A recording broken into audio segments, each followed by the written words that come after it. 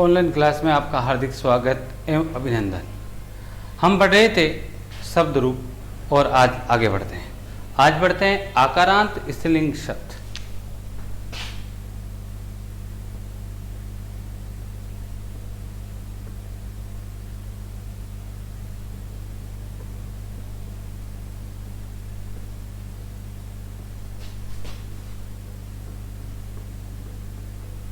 आकारांत स्त्रीलिंग सीता शब्द।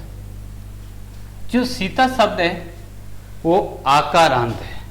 तो ये आकारांत कैसे है? वैसे हमने इसकी जानकारी सबसे पहले की थी कि कौन सा शब्द अकारांत होता है, कौन सा शब्द आकारांत होता है। जिस शब्द के अंतिम वर्ण में आ की मात्रा हो या आ की ध्वनि आती हो वो शब्द आकारांत होता है। जैसे लता। अब इसका अंतिम वर्ण क्या है? तय। तय में किसकी मात्रा है? आ की। इसका मतलब ये कौन सा रांत हो गया?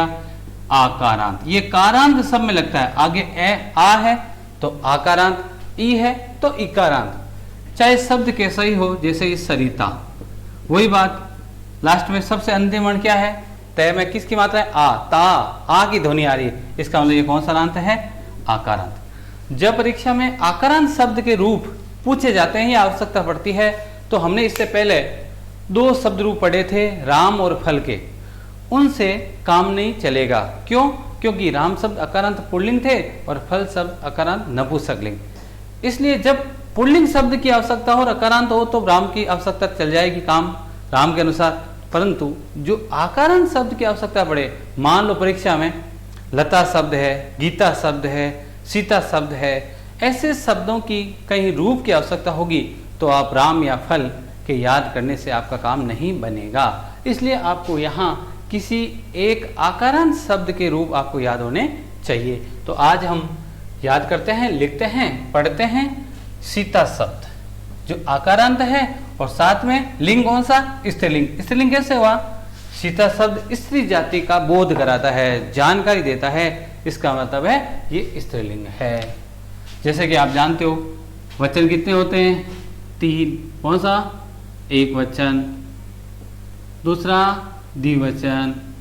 जब कोई चीज एक होती है तो एक वचन होता है, जब कोई दो होता है तो द्विवचन होता है, जब दो से अधिक होता है तो बहुवचन होता है। हिंदी में वचन कितने होते हैं? 2। एक वचन और बहुवचन, द्विवचन नहीं होता। हिंदी में कोई चीज एक होती है तो एक वचन, और एक से अधिक चाहे 2 है या 2 से अधिक है तो सीधा बहुवचन हो जाता है। परंतु संस्कृत में अगर 2 है तो वो द्विवचन है, एक है तो एक वचन, 2 है तो द्विवचन, 2 से अधिक होने पर बहुवचन होता है। इसी प्रकार आपने पहले पढ़ा कि प्रत्येक शब्द रूप के विभक्तियां रूप होती है, प्रथमा विभक्ति, द्वितीया, तृतीया, ऐसे।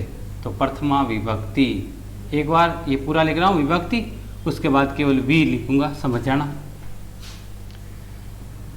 प्रथमा विभक्ति है सीता, सीते, सीताः। सीता, सीते, सीताः प्रथमा। अब द्वितीया।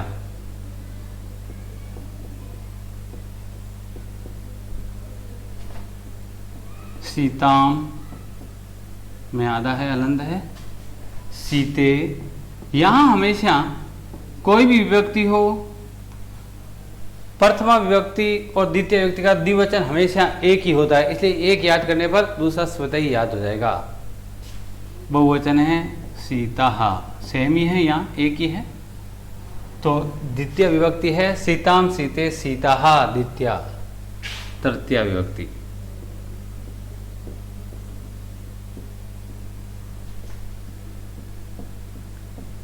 सीत्या,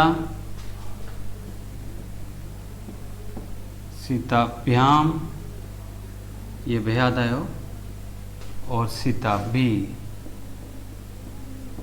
छोटी और विसर्ग। संस्कृत में इसको क्या बोलते हैं? विसर्ग बोलते हैं। तो तृतीय व्यक्ति क्या है? सीतिया, सीताभ्याम, सीताभि, तृतीया। चतुर्थी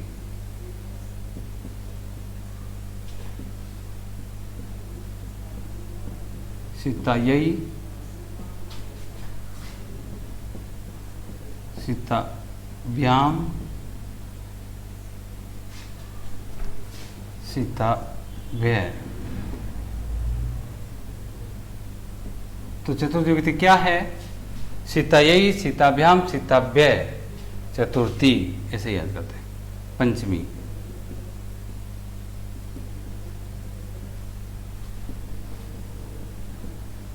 एक वचन क्या है? सीतायः। विसर्ग को है की ध्वनि बोलते हैं, सीतायः। सीताभ्याम में आधा है, हलंद है, और सीताभ्य, बे आधा ये और विसर्ग सेम ही है दोनों। तो पंचमी विभक्ति है सीतायः, सीताभ्याम, सीताभ्य। षष्ठी,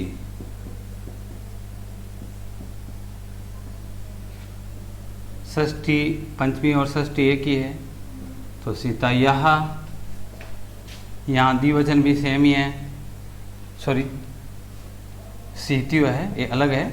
यहाँ देखो, ये कोई भी आप जब रूप लिखोगे, विभक्ति लिखोगे, तो द्विवचन में प्रथम और द्वितीय एक जैसी होती है, फिर तृतीया, चतुर्थी और पंचमी एक जैसी होती है हमेशा। सब में भ्याम भ्याम लगता है। राम है तो रामेभ्याम, फल है तो फलाभ्याम, और यहाँ राम रामो रामो था, फल में फले फले था, तो यह सीता में सीते सीते। ये दोनों हमेशा एक होती है, ये तीनों हमेशा एक होती है, ये दोनों षष्ठी और सप्तमी एक ही होती है। तो षष्ठी है द्विवचन सीतियो, और यहाँ है सीता नाम। अब देखो यहाँ सीता नाम, ये इस पर ध्यान दो आप। कहीं पर यहाँ न आता है नल का, और कहीं पर आता है अण। ऐसा क्यों है? क्योंकि जिस दिन हमने राम के रूप लिखे थे, उस दिन मैंने आपको ये समझाया था कि कहाँ पर अण आता है और कहाँ पर न नल का आता है। जिस शब्द के आप रूप लिख रहे हो, उस शब्द में अगर ये र, ये श, ये त्र, ये श और ये री, इनमें से कोई भी वर्ण आ जाए तो ये आता है अण। नहीं आए तो आता है न नल का। अब आप विभक्ति किसकी लिख रहे हैं भाई? सीता की, तो ऐसा सीता लिखो। अब बताओ, इस सीता शब्द में इनमें से कोई भी है क्या? कोई भी वर्ण नहीं है, न तो आधा है और न ही पूरा है, इसलिए यहाँ ये अण नहीं लगा। अगर सीता में इनमें से कोई भी होता तो ये अण आता, नहीं होने की वजह से यहाँ आ रहा है न, इसलिए सीता नाम होगा, सीता अणाम नहीं होगा। सप्तमी विभक्ति, ये हमेशा सब विभक्तियों में आएगी। षष्ठी विभक्ति बहुवचन, तृतीय विभक्ति एक वचन, और प्रथम विभक्ति बहुवचन में ये समस्या आती है। समस्या नहीं है, याद रखने योग्य बात है। सीतायाम सातवीं विभक्ति एक वचन, द्विवचन षष्ठी और सप्तमी हमेशा कोई विभक्ति हो एक जैसी होती है, इसलिए सीतियो ही होगा, और बहुवचन है सीता सु। तो चौथी विभक्ति है सीतायाम, सीतियो, सीतासु, और फिर आता है संबोधन। विभक्तियां कुल कितनी होती है? 7 होती है। संबोधन हमेशा प्रथम विभक्ति होती है, प्रथम विभक्ति के आगे है लगा देते हैं। कुछ में परिवर्तन होता है। परिवर्तन कहाँ होता है? पहले बताया था, संबोधन हमेशा प्रथम विभक्ति होते हैं, परंतु एक वचन में परिवर्तन हो सकता है। अभी तक हमने 2 विभक्तियां पढ़ी थी, राम और फल की, उसमें प्रथम विभक्ति में भी कोई परिवर्तन नहीं था। राम की प्रथम विभक्ति एक वचन था, राम में है, तो यहाँ संबोधन में एक वचन भी है राम में ही हुआ था। यानी है तो सब में लगेगा, आगे सब के आगे है पहले लिख दो भले, ये तो सब में लगना ही है। ठीक है। अब दूसरी हमने लिखी थी फल की, तो यहाँ क्या था? एक प्रथम विभक्ति एक वचन फलम था, तो यहाँ भी क्या बना? है फलम। परंतु मैंने कहा कि कहीं कहीं एक वचन में परिवर्तन होता है, द्विवचन और बहुवचन में कभी भी परिवर्तन नहीं होता। जो है प्रथम विभक्ति उसको वैसे के वैसे आगे है लगाकर उतारना है। इसका मतलब है यहाँ तो क्या आएगी? सीता का सीता ही होगा, सीता। कोई परिवर्तन नहीं होता। प्रथमा बहुवचन, संबोधन बहुवचन एक होता है। प्रथमा की द्विवचन और संबंध का द्विवचन हमेशा क्या होता है? सेम होता है। परंतु एक वचन में कहीं कहीं परिवर्तन होता है, कहीं कहीं नहीं होता, इसलिए ये आपको थोड़ा याद करना पड़ेगा। तो 2 में परिवर्तन नहीं हुआ, राम और फल में, परंतु सीता में होगा। यहाँ सीता नहीं उतार सकते, क्या बता परिवर्तन हो जाता है, और यहाँ होगा। तो तो यहाँ संबोधन का एक वचन क्या है, सीते। इसका मतलब यहाँ परिवर्तन हुआ है, सेम नहीं आया है। इसका मतलब यहाँ परिवर्तन हो सकता है, कुछ में होता है कुछ में नहीं होता। तो इस प्रकार ये शब्द थे आकारांत स्त्रीलिंग सीता शब्द। इनके रूप आपको याद करने हैं और जब हम वाक्य अनुवाद पढ़ेंगे या अन्य बहुत सारे बिंदु पढ़ेंगे जिनमें शब्द रूपों की आवश्यकता पड़ेगी तो उनमें इनकी आवश्यकता आपको होगी। और जब आप आकारांत स्त्रीलिंग सीता शब्द के रूप याद कर लोगे तो कोई भी आकारांत स्त्रीलिंग शब्द है उनके रूप आप लिख सकते हो और बना सकते हो। तो ये तो था कक्षा कार्य। आज का गृह कार्य आपको इसके याद करके आपको क्या बनाना है मैं बोर्ड पर लिख देता हूँ, इसका आप स्क्रीनशॉट ले लेवे और मैं गृह कार्य नोट करवाता हूँ, वो आपको करना है।